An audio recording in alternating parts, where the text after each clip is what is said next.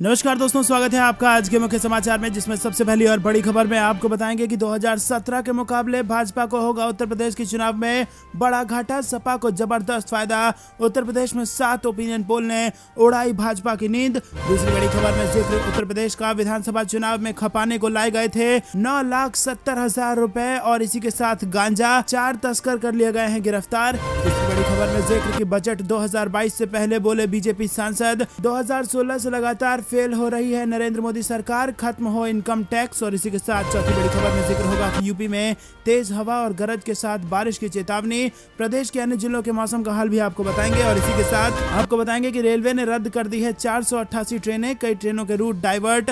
और यात्रा से पहले आपको लिस्ट बताएंगे कि किन किन ट्रेनों को डाइवर्ट किया गया है। हर एक खबर की गहराई में आपको ले जाएंगे दोस्तों। लेकिन उससे पहले अगर आपको भी ऐसा लगता है कि उत्तर प्रदेश के चुनाव में भाजपा की उल्टी गिनती शुरू हो चुकी है और सत्ता परिवर्तन निश्चित है, तो वीडियो को लाइक करके अपना समर्थन दर्ज कराइए और कमेंट में हमें बताइए किसकी बनेगी सरकार। साथ ही साथ अगर चैनल पर नए हैं तो लाल बटन को दबा के चैनल को सब्सक्राइब करके रख लीजिए और घंटी बजाकर कमेंट में लिखिए जय हिंद। दोस्तों, रुक करते हैं सबसे पहली और बड़ी खबर की तरफ। 2017 के मुकाबले भारतीय जनता पार्टी को उत्तर प्रदेश के चुनाव में होने जा रहा है बड़ा नुकसान और समाजवादी पार्टी को होगा जबरदस्त फायदा। जी हां दोस्तों, उत्तर प्रदेश में आगामी विधानसभा चुनाव का बिगुल बज चुका है और प्रदेश में एक बार फिर भाजपा की योगी सरकार आएगी या अखिलेश यादव की समाजवादी पार्टी की सरकार आएगी। इन सवालों का सही जवाब 10 मार्च को ही मिल सकेगा। लेकिन उससे पहले अलग अलग चैनल एजेंसियों ने उत्तर प्रदेश की सियासत को लेकर सर्वे किया है और उन सभी ओपिनियन पोल्स में यूपी में भाजपा के जीत की कहीं भविष्यवाणी की गई तो कहीं हार की भविष्यवाणी भी कर दी गई। लेकिन एक चीज जो कॉमन रहा वो ये कि लगातार जो समाजवादी पार्टी का ग्राफ है वो बढ़ता ही चला जा रहा है। हर अगले दिन समाजवादी पार्टी के समर्थक बढ़ते चले जा रहे हैं। और अगर बात इसकी की जाए कि क्या 2017 के मुकाबले भाजपा बेहतर प्रदर्शन कर पाएगी, तो उसका जवाब यह है कि भाजपा को बड़ा नुकसान होने की संभावना है। और इतना ही नहीं, समाजवादी पार्टी को बम्पर यहां पर सीटें मिल सकती हैं और सरकार बनाने की स्थिति में आ सकती है समाजवादी पार्टी 2022 के उत्तर प्रदेश के विधानसभा चुनाव के नतीजों के बाद। तो दोस्तों, नतीजों के लिए 10 तारीख का इंतजार करना होगा। लेकिन 403 विधानसभा सीट वाली उत्तर प्रदेश की विधानसभा में क्या समाजवादी पार्टी सरकार बनेगी कि नहीं बनेगी, आपको क्या कुछ लगता है कमेंट में जरूर बताइए। ओपिनियन पोल तो ये बता रहे हैं कि समाजवादी पार्टी लगातार हर रोज मजबूत होती जा रही है। रुक करते हैं अगली बड़ी खबर की तरफ। विधानसभा चुनाव में खपाने को लाए गए थे 9,70,000 रुपए का गांजा, जिसके बाद 4 तस्कर कर लिए गए हैं गिरफ्तार। जी हां दोस्तों, विधानसभा चुनाव में खपाने के लिए शराब के साथ ही गांजा की तस्करी भी हो रही है। आगरा में 2 कारों में उड़ीसा से गांजा लाया गया था। गुरुवार रात को थाना हरिपर्वत पुलिस ने चेकिंग में कारों को पकड़ लिया है। तलाशी में कारों से 9 का गांजा बरामद किया गया है और 4 तस्कर भी पकड़ लिए गए हैं। एसपी सिटी विकास कुमार ने बताया कि गुरुवार रात को भगवान टॉकीज सर्विस रोड पर 2 कारों को चेकिंग में पकड़ा गया। कारों से 4 आरोपियों को पकड़ा गया और कारों की तलाशी में 23 पैकेट गांजा बरामद किया गया और इसका वजन तकरीबन 97 किलो था और इसकी कीमत तकरीबन 9,70,000 रुपए है। आपको बता दें कि पुलिस की पूछताछ में आरोपियों ने बताया कि गांजा उड़ीसा से लेकर आते हैं और वो नंदू उर्फ नरेंद्र गांजा उपलब्ध कराता है। और आपको बता दें कि कार से पैकेट में लेकर के आते हैं गांजा और उसको उत्तर प्रदेश के चुनाव में खपाने की कोशिश की गई थी। रुक करते हैं अगली बड़ी खबर की तरफ। बजट 2022 से पहले बोले बीजेपी सांसद। 2016 से लगातार फेल है नरेंद्र मोदी सरकार, खत्म होना चाहिए इनकम टैक्स। जी हां दोस्तों, आपको बता दें केंद्रीय बजट से पहले भारतीय जनता पार्टी के सांसद सुब्रमण्यम स्वामी ने अपनी पार्टी और प्रधानमंत्री नरेंद्र मोदी पर सवालिया निशान लगाए हैं। उन्होंने कहा है कि पीएम मोदी के नेतृत्व वाली एनडीए सरकार साल 2016 से लगातार फेल है और ये बात भाजपा सांसद ने बिजनेस वेबसाइट बिजनेस टुडे को दी और इंटरव्यू में उन्होंने कहा और मांग की कि हिंदुस्तान की अर्थव्यवस्था को रफ्तार देने के लिए आय पर लगाने वाला कर यानी कि इनकम टैक्स को खत्म कर दिया जाना चाहिए। ये पूछे जाने पर कि बजट नज़दीक है, अगर आप वित्त मंत्री होते तो कोरोना वायरस महामारी के प्रभाव को कम करने के लिए आप अभी तत्काल कौन सी नीतिगत निर्णय लेते, तो इसके जवाब में उन्होंने कहा कि सबसे पहले मैं घोषणा करता कि 1 अप्रैल से प्रभावी होने तक जब तक हम वापस सामान्य नहीं हो जाते तब तक कोई भी इनकम टैक्स का भुगतान नहीं करेगा। एक बार जब स्थिति सामान्य हो जाती तो मुझे लगता है कि हमें इसे स्थायी बनाना शुरू कर देना चाहिए। तो दोस्तों, इनकम टैक्स को लेकर बड़ा बयान दिया है भाजपा सांसद ने, और इतना ही नहीं, अपनी ही सरकार को घेरा भी है। और बजट से पहले सुब्रमण्यम स्वामी ने कहा है कि 2016 से लगातार फेल है नरेंद्र मोदी की सरकार और खत्म होना चाहिए इनकम टैक्स। रुक करते हैं अगली बड़ी खबर की तरफ। यूपी में तेज हवा और गरज के साथ बारिश की चेतावनी। प्रदेश के अन्य जिलों के मौसम का हाल भी आपको बता दें दोस्तों कि मौसम विभाग से बड़ी खबर आ रही है। राजधानी में शुक्रवार को सुबह से ही खिली धूप से ठंड से कुछ राहत जरूर मिली है और धूप के साथ हवा का असर भी दिखा है। मौसम विभाग ने पूरे प्रदेश में गरज और तूफान के साथ बारिश की चेतावनी जारी कर दी है। वहीं प्रदेश भर में 22 जनवरी से 26 जनवरी तक बारिश के साथ लगभग 30 मील प्रति घंटे की रफ्तार से तेज हवा चलने की संभावना है। प्रदेश में अगले 24 घंटे में अधिकतम तापमान में 2 से 3 डिग्री सेल्सियस की और न्यूनतम तापमान में 3 से 4 डिग्री सेल्सियस तक की बढ़त देखी जा रही है। वहीं शुक्रवार को शहर का अधिकतम तापमान सामान्य से 1.2 डिग्री की कमी के साथ 21.5 और न्यूनतम तापमान सामान्य के साथ 9.5 डिग्री सेल्सियस दर्ज किया गया है। पश्चिमी उत्तर प्रदेश के कुछ स्थानों पर हल्की बारिश हुई है। लगभग पूरे प्रदेश में ठंड स्थिति है और सुबह के समय कोहरा बना रहता है। दोस्तों, रुक करते हैं अगली बड़ी खबर की तरफ। रेलवे ने रद्द कर दी हैं 488 ट्रेनें। कई ट्रेनों के रूट कर दिए गए हैं डाइवर्ट और यात्रा से पहले आपको देख लेनी चाहिए लिस्ट। जी हाँ दोस्तों, भारत में रोजाना लाखों की संख्या में लोग ट्रेनों से यात्रा करते हैं, इसलिए भारतीय रेलवे को लाइफलाइन भी कहा जाता है। और ऐसे में यात्रियों की सुविधा के लिए रेलवे की ओर से प्रभावित ट्रेनों से जुड़े हर जानकारी आधिकारिक वेबसाइट पर दे दी जाती है, जिससे यात्रियों को परेशानी एवं मुश्किलों का सामना न करना पड़े। रेलवे ने 22 जनवरी को दिल्ली, यूपी, बिहार, पंजाब समेत कई विभिन्न राज्यों के 488 ट्रेनों को रद्द कर दिया है। रेलवे की आधिकारिक वेबसाइट inquiry.indianrail.gov.in पर सुबह 10 बजे तक के अपडेट के मुताबिक 488 ट्रेनों को पूरी तरह से रद्द कर दिया गया है और वहीं 18 ट्रेनों को आंशिक तौर पर रद्द कर दिया गया है। इसके अलावा कुछ ट्रेनों के रूट डाइवर्ट कर दिए गए हैं और वहीं 4 को रीशेड्यूल भी कर दिया गया है। और ऐसे में अगर आप भी यात्रा करने का प्रोग्राम बना रहे हैं तो सबसे पहले inquiry.indianrail.gov.in पर जाकर के आप लिस्ट चेक कर लें कि कहीं आपकी ट्रेन भी तो रद्द नहीं हुई। तो करते हैं अगली बड़ी खबर की तरफ। सिंधिया को चुनाव हराने वाले बीजेपी सांसद का छल का दर्द। लिखा, ज्योतिरादित्य समर्थक मंत्री मेरी उपेक्षा करते हैं। जी हाँ दोस्तों, आपको बता दें कि ज्योतिरादित्य सिंधिया को 2019 लोकसभा चुनाव में हराकर गुना संसदीय क्षेत्र से बीजेपी सांसद बनने वाले केपी यादव ने उनके साथ उपेक्षा का आरोप लगाया है। उन्होंने भाजपा अध्यक्ष जेपी नड्डा को चिट्ठी लिखकर इसकी शिकायत की है। चिट्ठी में सांसद केपी यादव ने लिखा है कि मध्य प्रदेश सरकार में सिंधिया समर्थक मंत्री और नेता उनकी लगातार उपेक्षा कर रहे हैं। उन्होंने ये चिट्ठी दिसंबर 2021 में लिखी थी, जो अब इंटरनेट पर वायरल हो रही है। चिट्ठी के वायरल होते ही राज्य की सियासत भी गर्मा गई है। अपनी चिट्ठी में केपी यादव ने लिखा, मंत्री और नेता पार्टी या सरकारी कार्यक्रमों में मुझे निमंत्रण तक नहीं भेजते और उद्घाटन या लोकार्पण कार्यक्रम की शिला पट्टिका पर भी उचित स्थान नहीं दिया जाता, जबकि उनमें से कई कामों को मेरे ही प्रयासों से मंजूरी मिली। दोस्तों, रुक करते हैं अगली बड़ी खबर की तरफ। लेकिन मध्य प्रदेश के भाजपा में जबरदस्त असंतोष की तरफ इशारा किया है सांसद जी ने। रुक करते हैं अगली बड़ी खबर की तरफ। आज पश्चिम उत्तर प्रदेश में अमित शाह कैराना में घर घर जाकर करेंगे चुनाव प्रचार। जी हाँ दोस्तों, उत्तर प्रदेश में विधानसभा चुनाव की तैयारियां तेज हो गई हैं और 10 फरवरी को पहले चरण का मतदान होना है और इसके लिए सभी पार्टियों ने प्रत्याशियों का भी ऐलान कर दिया है। राजनीतिक उठापटक के बीच चुनाव जीतने के लिए राजनीतिक दलों ने पूरी ताकत झोंक दी है। नेताओं के दल बदलने का सिलसिला भी जारी है और इन सब के साथ नेताओं की बयानबाजी और गुटबाजी भी अब सामने आने लगी है। गृह मंत्री अमित शाह आज पश्चिमी उत्तर प्रदेश में चुनाव प्रचार करेंगे और अमित शाह ने ट्वीट करके कहा है कि आज पश्चिमी उत्तर प्रदेश के प्रवास पर मैं रहूंगा, जहां सबसे पहले कैराना में उत्तर प्रदेश भाजपा के संपर्क अभियान में घर घर संपर्क करूंगा और इसके बाद शामली में बागपत और शामली जिले के कार्यकर्ताओं से संवाद करूंगा, फिर मेरठ में विशिष्ट जन बैठक को संबोधित करूंगा।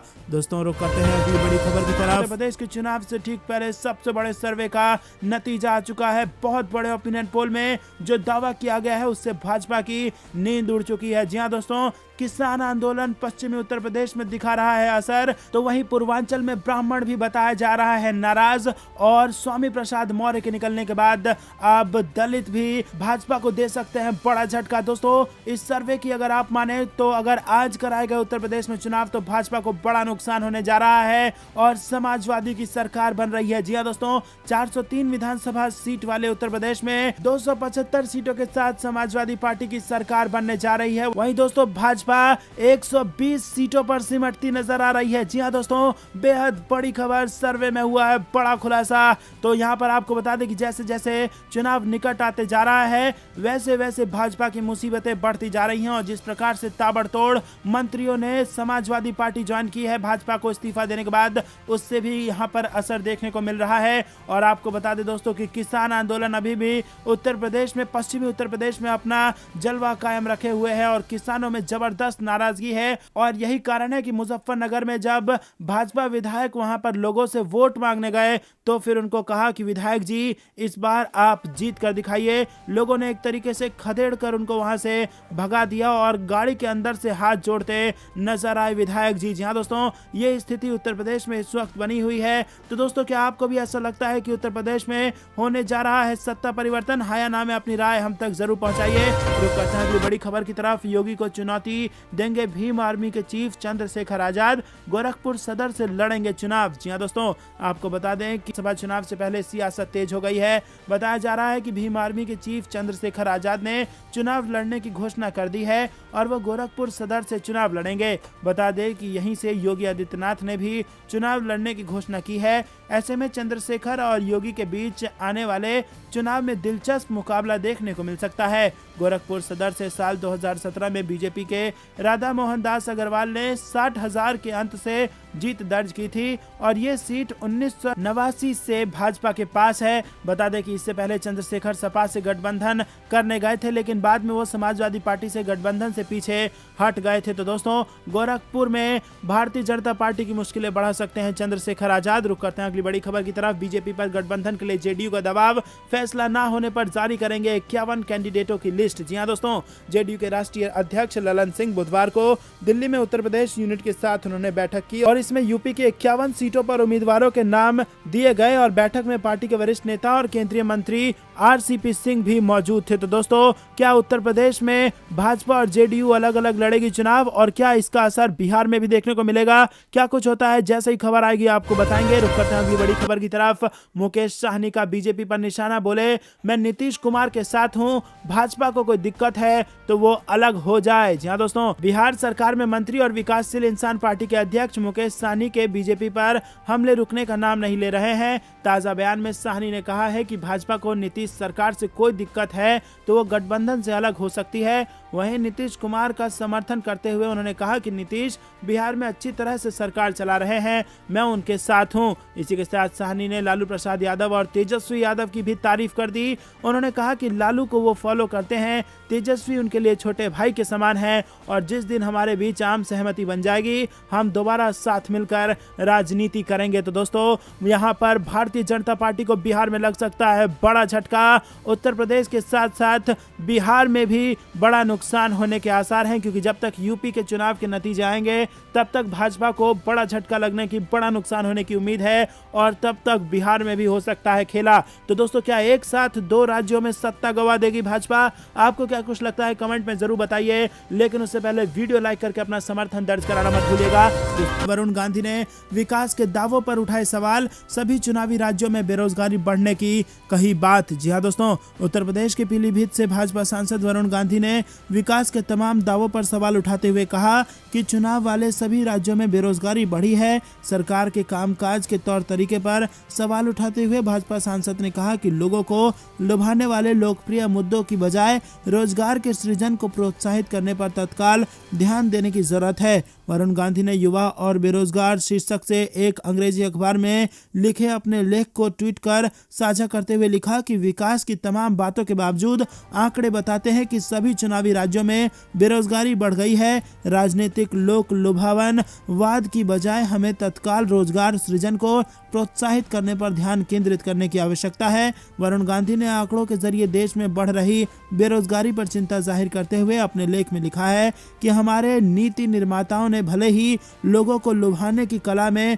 महारत हासिल कर ली हो, लेकिन क्या उन्होंने रोजगार सृजन के लिए काम किया है कि नहीं। तो दोस्तों, अपने ही सांसद ने भाजपा के लिए मुश्किलें खड़ी कर दी है और भाजपा के विकास के तमाम दावों की पोल खोल के रख दी है वरुण गांधी ने। रुक करते हैं अगली बड़ी खबर की तरफ। लखनऊ कैंट सीट को लेकर बीजेपी में जबरदस्त घमासान, कई बड़े नेता लगा रहे हैं इस सीट पर दाव। जी हाँ दोस्तों, लखनऊ कैंट सीट अचानक एक बहुप्रतीक्षित विधानसभा क्षेत्र में तब्दील हो गई है, जिसमें कई भाजपा नेता इसके लिए दाव लगा रहे हैं। भले ही इस सीट पर पार्टी का एक मौजूदा विधायक है, बीजेपी सांसद रीता बहुगुणा जोशी ने 2017 में ये सीट जीती थी और अब अपने बेटे मयंक जोशी को मैदान में वो उतारना चाहती हैं, जो अपना राजनीतिक पदार्पण कर रहे हैं। आपको बता दें कि इलाहाबाद से लोकसभा सीट जीतने के बाद में सीट खाली कर दी थी। जोशी टिकट के लिए जोरदार पैरवी कर रही हैं और उनके समर्थकों का दावा है कि अगर सांसद राजनाथ सिंह अपने बेटे पंकज सिंह के लिए टिकट प्राप्त कर सकते हैं और राजवीर सिंह भी एक सांसद हैं, तो वो अपने बेटे संदीप सिंह के लिए टिकट प्राप्त कर सकते हैं। वो रीता बहुगुणा जोशी भी अपने बेटे के लिए टिकट की हकदार हैं। पूर्व विधायक सुरेश तिवारी ने 2019 में यहां से उपचुनाव जीतकर भाजपा के लिए सीट हासिल की थी। उन्होंने 1996, 2002 और 2007 में भी ये सीट जीती थी। तो दोस्तों, आपको बता दें कि जबरदस्त टक्कर चल रही है लखनऊ कैंट सीट को लेकर। किसको मिलेगा टिकट, ये जब खबर आएगी तो आपको बताएंगे, लेकिन उससे पहले आपको बता दें कि भाजपा में जबरदस्त घमासान इस सीट को लेकर के मची हुई है। अगली बड़ी खबर की तरफ। कांग्रेस का वादा, उत्तराखंड में सरकार आते ही पहले साल में 28,000 नौकरियां। जी हां दोस्तों, पूर्व मुख्यमंत्री हरीश रावत ने कहा कि लोग कांग्रेस की सरकार बनवाए, सरकार पहले ही साल में 28,000 नौकरियां देगी, हर साल 10,000 नौकरियों का सृजन करेगी और घर में रहकर खेतों की देखभाल करने वाले 40 से ऊपर के सभी लोगों को कूड़ी बाड़ी पेंशन भी देगी। और इसी के साथ ये वादा उन्होंने गंगोत्री विधानसभा क्षेत्र के लोगों से वर्चुअल संवाद के दौरान किए। उन्होंने यहां से प्रत्याशी व पूर्व विधायक विजयपाल सजवाण को उत्तराखंड का नेता बताते हुए विजयी बनाने की अपील की। दोस्तों, रुक करते हैं अगली बड़ी खबर की तरफ, जो कि पंजाब से आ रही है। कांग्रेस पार्टी के अंदर चरणजीत सिंह चन्नी को मुख्यमंत्री उम्मीदवार बनाने की मांग हो गई है तेज। एक और मंत्री ने दे दिया है इस बात पर समर्थन। जी हां दोस्तों, आम आदमी पार्टी द्वारा भगवंत मान को सीएम उम्मीदवार बनाए जाने के बाद से कांग्रेस पार्टी के अंदर ये मुद्दा गर्मा गया है। राज्य की कांग्रेस सरकार के मंत्री चरणजीत सिंह चन्नी को सीएम का चेहरा बनाए जाने की मांग कर रहे हैं कई सारे मंत्री। और चन्नी सरकार के कैबिनेट मंत्री मोहिंद्रा ने कहा है कि कांग्रेस हाईकमान को जल्द से जल्द चन्नी को सीएम उम्मीदवार घोषित करना चाहिए। इससे पहले एक और मंत्री राणा गुरजीत सिंह भी ये मांग कर चुके हैं। आपको बता दें दोस्तों कि कांग्रेस को सीएम उम्मीदवार के बारे में किसी भी तरह का कंफ्यूजन जनता के बीच नहीं रहना देना चाहिए, ये सुझाव मंत्री दे रहे हैं। उन्होंने कहा कि इस बारे में पार्टी को कोई कंफ्यूजन नहीं रहने देना चाहिए। चरणजीत सिंह चन्नी को इसलिए मुख्यमंत्री उम्मीदवार बनाया जाना चाहिए क्योंकि उन्होंने हर किसी के उम्मीदों से बढ़कर खुद को साबित किया है।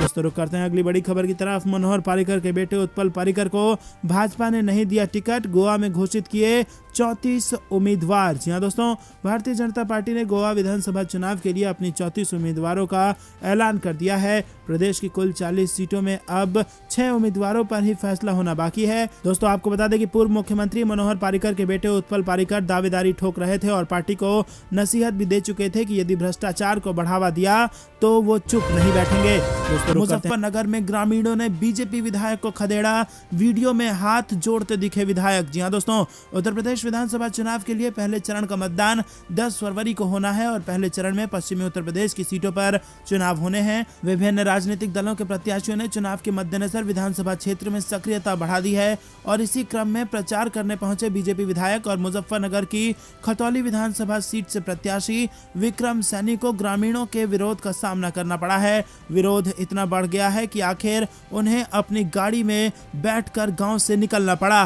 बीजेपी विधायक और मुजफ्फरनगर की महतौली विधानसभा से प्रत्याशी विक्रम सैनी अपने क्षेत्र के गांव में एक मीटिंग के लिए पहुंचे थे और ग्रामीणों ने विक्रम सैनी को गांव से खदेड़ दिया। रुक करते हैं अगली बड़ी खबर की तरफ। समाजवादी पार्टी में आए विनय शंकर तिवारी बोले पूर्वांचल ही नहीं पूरे उत्तर प्रदेश में भाजपा से नाराज हैं ब्राह्मण। जी हां दोस्तों, आपको बता दें कि बीएसपी विधायक रहे विनय शंकर तिवारी ने हाल ही में समाजवादी पार्टी का दामन थाम लिया है और अब खास बातचीत में उन्होंने कहा है कि राज्य में ब्राह्मण के बीच सरकार के प्रति असंतोष है। साथ ही उन्होंने यह भी दावा किया है कि असंतोष केवल पूर्वांचल ही नहीं बल्कि पूरे उत्तर प्रदेश में है, क्योंकि भारतीय जनता पार्टी की सरकार ने उनके समुदाय के लिए कुछ नहीं किया है। राज्य में 7 चरणों में चुनाव होने वाले हैं। पहले चरण का मतदान 10 फरवरी को होगा।